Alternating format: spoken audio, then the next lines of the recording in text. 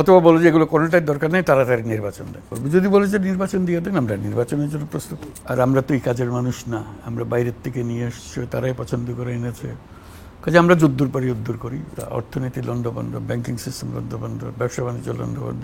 যাদের নিয়ে আমাদের কাজ করতে হয় এই উপদেষ্টা মণ্ডলী, তারা বলে আজকে আমার ছেড়ে দেন, আমি কি করে চলবো? এই বেতনে আমার ছেলের বেতন দিতে পারতেছি না। আমি যত তাড়াতাড়ি পারেন এই নির্বাচন দিয়ে দেন, আমরা যাই। আর আমাদের তো সাজানোর তো দরকার নেই, আমরা তো নির্বাচনে কন্টেস্ট করতে যাচ্ছি না যে সুন্দর দেখাতে হবে আমাদেরকে। আমাদের তো সেই ঠেকা নেই, আমরা যা আছে সেটাই বলি, বরং খারাপ হলে সেটা তাড়াতাড়ি বলি যে ভাই এই খারাপ অবস্থা আমরা পাইছি। বহু রকম বড় বড় প্রতিষ্ঠান বেতন দিচ্ছে না, এটা কি করা যাবে? এটাকে বন্ধ করে দেওয়া, বিক্রি করে দেওয়া? বিক্রি করার আইনের প্রশ্ন আছে, কার জিনিস আপনি বিক্রি করতেছেন?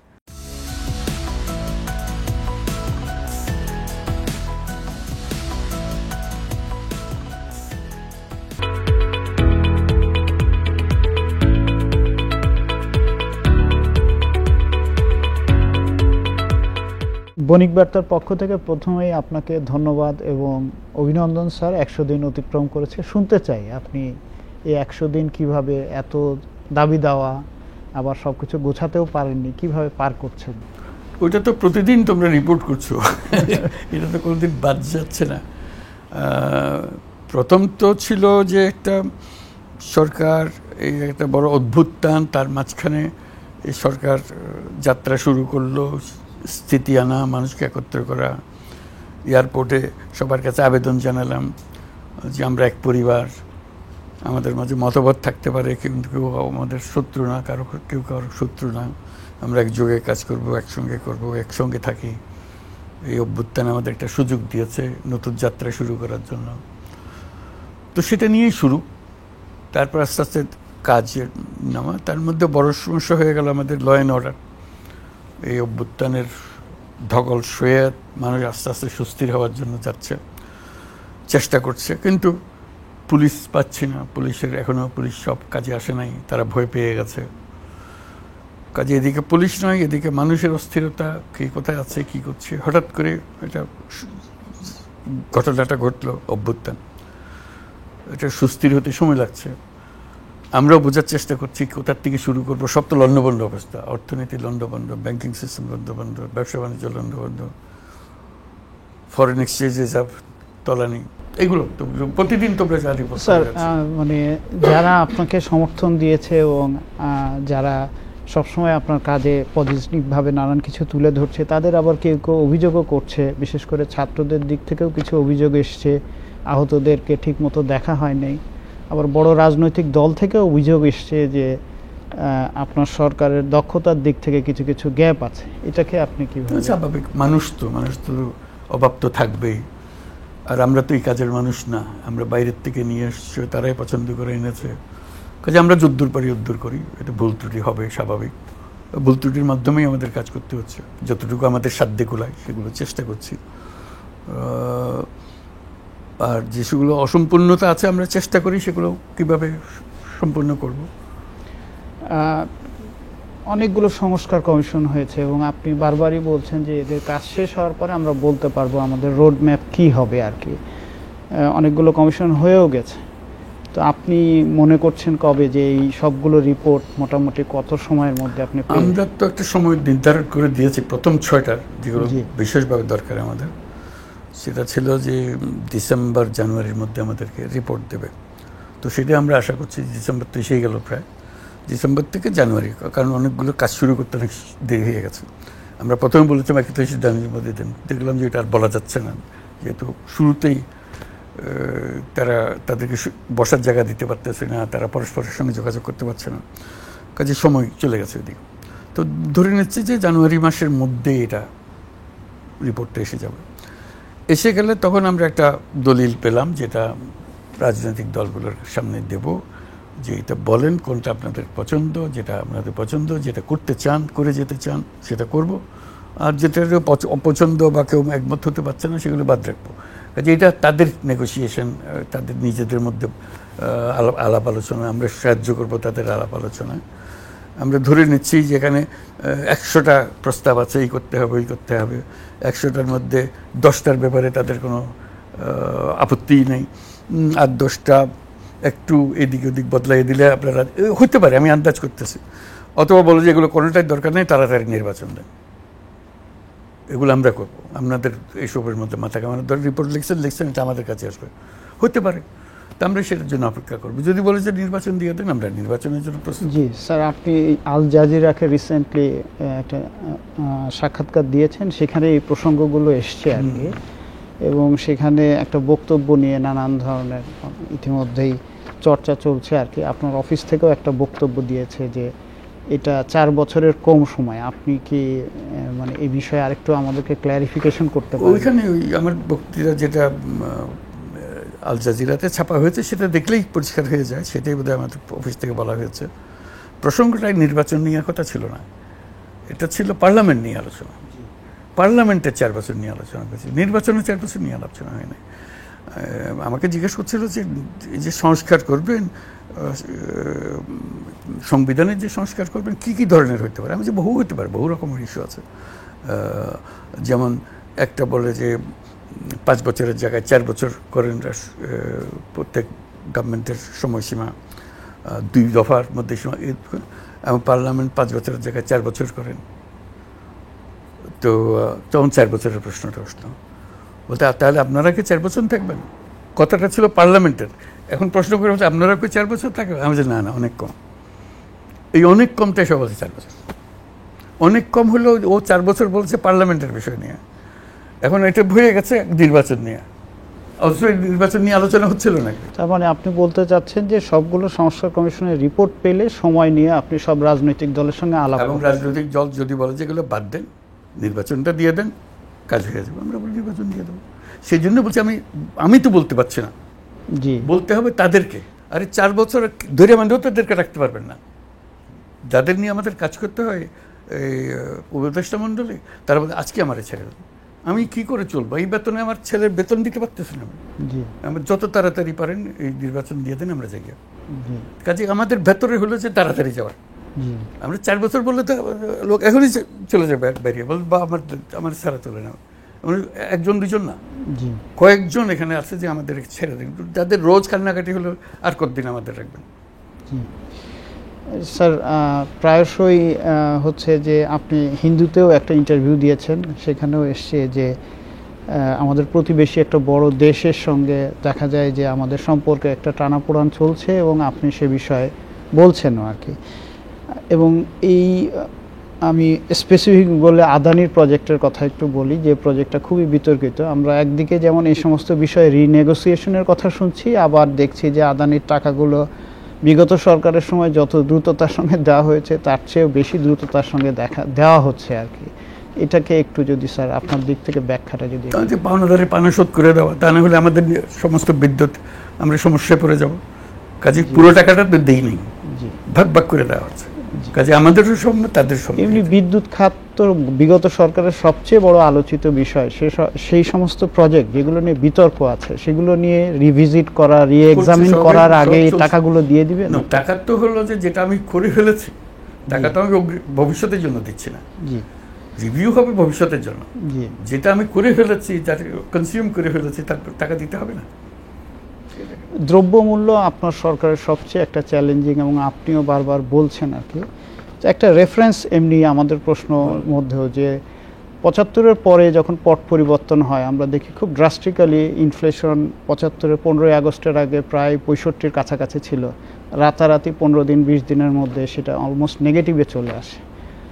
আপনাদের সময় অনেকেরই একটা ছিল যে ইনফ্লেশন অনেক কাম ডাউন হবে, কারণ চাঁদাবাজরা চলে গেছে, বা যারা আগে অন্যায় করে বিভিন্ন রেন্ট সিকিং করতো তারা তো সব পালিয়ে গেছে। দ্রব্যমূল্য কমছে না কেন? সেটা আপনারা রিপোর্ট করতেছেন কেন, কমতেছেন, এটা আমার বলার তো দরকার নাই। 6টা বন্যা গেছে, সেটার ধকল সহ্য করতে হচ্ছে। ফসল নষ্ট হয়েছে, সবজি নষ্ট হয়েছে, এক জায়গায় তো না, বিভিন্ন জায়গায় এটা হয়েছে। কাজে সেটার একটা ধকল। তারপর যেগুলো ইম্পোর্ট করা হচ্ছে সেগুলোর হলো যে এক্সচেঞ্জ রেট চেঞ্জ হয়ে গেছে, এক্সচেঞ্জ এই টাকা এই ডলারের পরিবর্তন হয়ে গেছে। কাজে সেখানে খরচ বেশি হচ্ছে, এই জন্যই ইনফ্লেশন হাই হয়ে গেছে, টেম করা যাচ্ছে। স্যার, ব্যাংকিং খাত সংস্কার নিয়ে ইতিমধ্যে আপনি নিজেও আপনার বক্তৃতায় বলেছেন অনেকগুলো ভালো উদ্যোগ নেওয়া হয়েছে, একই সঙ্গে আমরা এটাও দেখছি যে আমানতকারীরা তারা আগেও যখন বড় বড় ব্যাংক ডাকাতরা ব্যাংকে তছরূপ করেছে তখনও অসুবিধার মধ্যে ছিল, এখনো নতুন পরিস্থিতিতে অসুবিধায় পড়েছে। কিন্তু আমানতকারীরা তো আপনার কাছে প্রত্যাশা যে তারাই ভোগান্তির মধ্যে পড়বে। এটা হলো যে এখন অপশনগুলো কি, একটা হলো যে টাকা দিয়ে দাও, ব্যাংক বন্ধ করে দাও, যে আর টাকা দিতে পারতেছে না, তার চেয়ে অল্প অল্প করে দিয়ে ব্যাংক বাঁচিয়ে রাখো। আমাদের এখন বলছিল ব্যাংকগুলো বাঁচিয়ে রাখা, যে অল্প অল্প করে দাও তো ব্যাংকটা বাঁচুক। ব্যাংক একটা ফেল করে আরম্ভ করলে একটার পর একটা ফেল করতে আরম্ভ করবে, এটা ভয়ঙ্কর জিনিস হবে। তো কাজে একটা অপশন নিতে হবে তো আমাদেরকে, পলিসি করতে একটু অল্প একটু সহ্য করি সবাই মিলে, যাতে করে ব্যাংকটা বাঁচে এবং পুরো সিস্টেম ফাংশন করতে আরম্ভ করে। জি স্যার, একটু সাপ্লিমেন্টারি একটা প্রশ্ন স্যার, যে শুরুতে যখন আপনার সরকার দায়িত্ব নেয় যে সমস্ত ব্যাংকগুলো লুট হয়ে গেছে এগুলো বন্ধ হয়ে যাওয়ায় ভালো, এরকম একটা স্টেটমেন্ট এসেছিল, সেটার কারণে কি কোনো নেগেটিভ ইম্প্যাক্ট পড়ছে স্যার? এটারও মানে ব্যাক সাইডে হাইন্ড সাইডে আলোচনা করবো ওটা কি ঠিক ছিল না ব্যাঠিক ছিল। কাজে এটা হলো যে অ্যাসেসমেন্টের ব্যাপার, আমার কোন দিকে যেতে হবে। দুটো অপশন আছে, এদিকে গেলেই হবে এদিকে গেলেও, আমরা একটা অপশন গ্রহণ করেছি, মনে হয়েছে এটা ভালো হবে। স্যার পাচারকৃত অর্থ নিয়ে আপনি নিজেও বলেছেন, এফটিতে বাংলাদেশ ব্যাংকের গভর্নরও বলেছেন, সবাই বলতেছে টাকা ফেরত আসতেছে না। আপনি কি মনে করেন যে স্যার এটা শুরু করে দিয়ে যেতে পারবেন যে আপনার হাত দিয়েই কিছু টাকা বাংলাদেশে ফেরত এসছে? ফেরত আসবে কিনা আমরা কাজটা শুরু করে দিতে পারি, কারণ এটা প্রক্রিয়াটা বড় জটিল প্রক্রিয়া, আইনগত প্রক্রিয়া।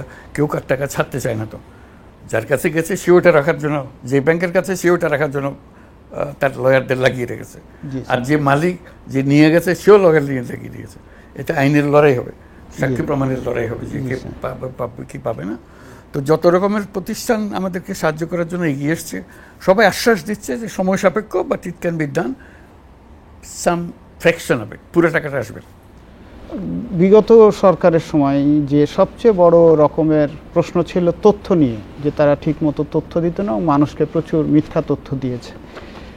আপনার সরকার সঠিক তথ্য দেওয়ার কোনো মানে বিশ্বাসযোগ্য তথ্য দেওয়ার ক্ষেত্রে কি কি ধরনের উদ্যোগ এখন পর্যন্ত? একটা হলো যেটা সত্য সেটা বলা, এটা তো তা না হলে তো আমরা নিজেরাই বিপদে পড়ে গেলাম, মিথ্যার উপরে থেকে গেলাম, আমরা বুঝতে পারলাম না কি হলো। আর আমাদের তো সাজানোর তো দরকার নেই, আমরা তো নির্বাচনে কন্টেস্ট করতে যাচ্ছি না যে সুন্দর দেখাইতে হবে আমাদেরকে, আমাদের তো সেই ঠেকা নেই। আমরা যা আছে সেটাই বলি, বরং খারাপ হলে সেটা তাড়াতাড়ি বলি যে ভাই এই খারাপ অবস্থা আমরা পাইছি। আমরা তো ভালো দেখানোর কোনো চেষ্টা করার তো দরকার নেই আমাদের।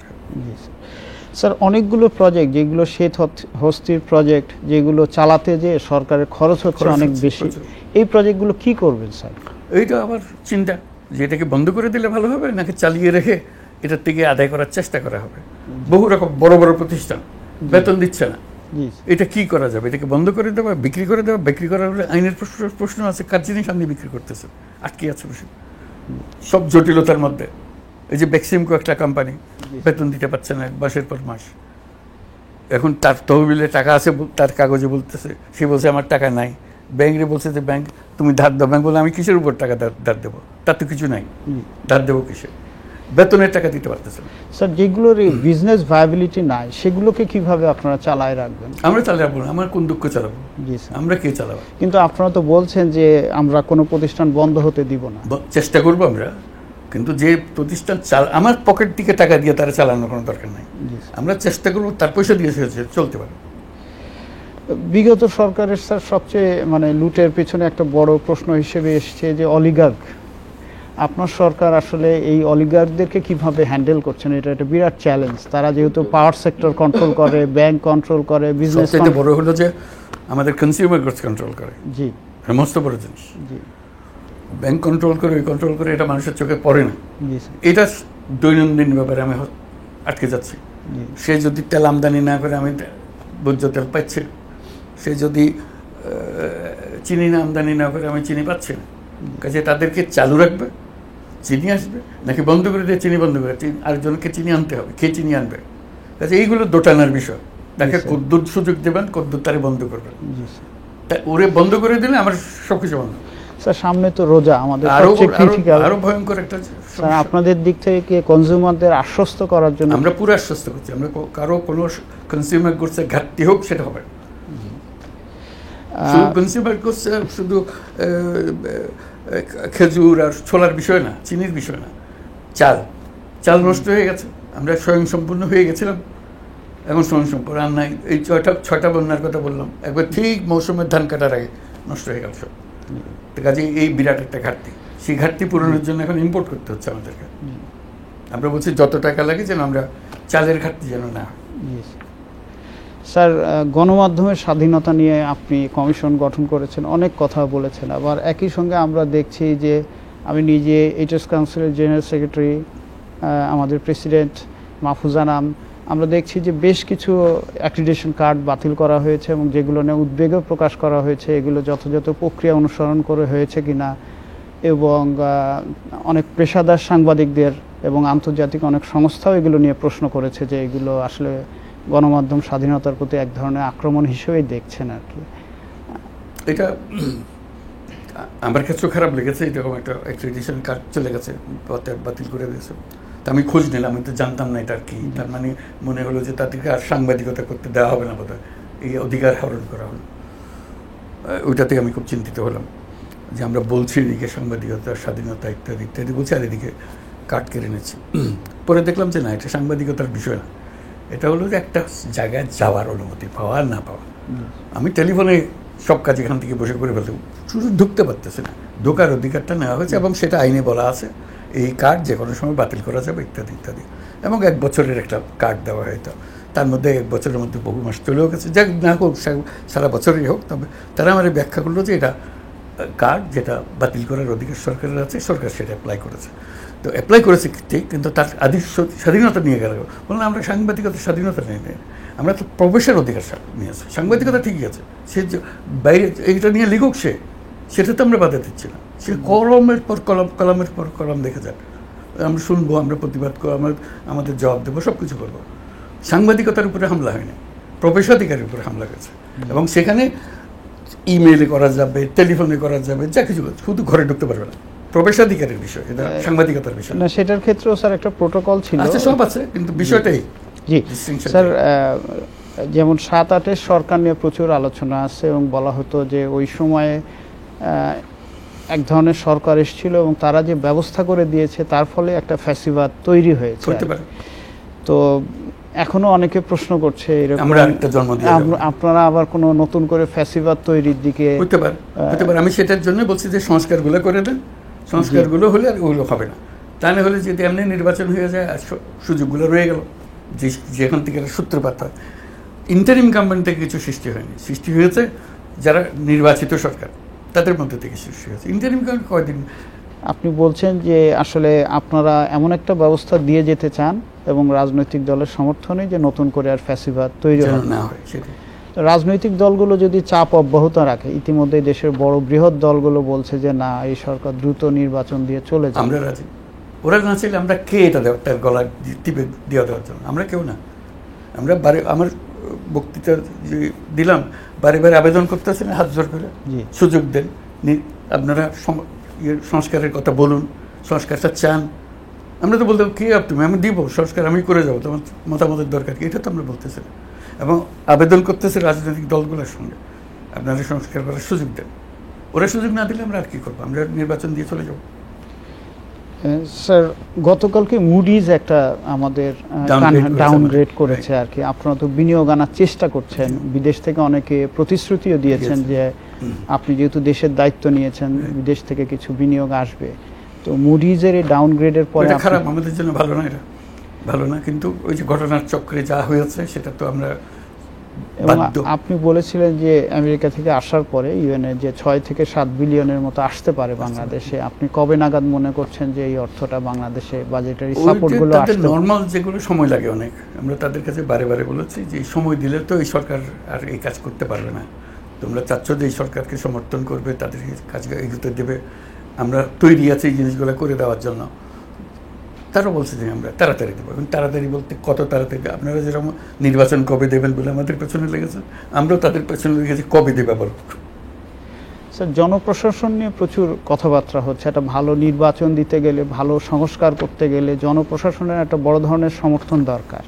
কিন্তু বর্তমান জনপ্রশাসন যেভাবে সজ্জিত হচ্ছে সেটা নিয়ে এক ধরনের ইতিমধ্যেই বিতর্ক তৈরি হয়েছে আর কি। তো ভালো সংস্কার আপনি শুরু করতে গেলেও তো আপনার মোটামুটি এভাবে একটা গ্রহণযোগ্য নির্বাচন দিতে গেলেও জনপ্রশাসন এবং মোটামুটি একটা ভালো পুলিশ দরকার।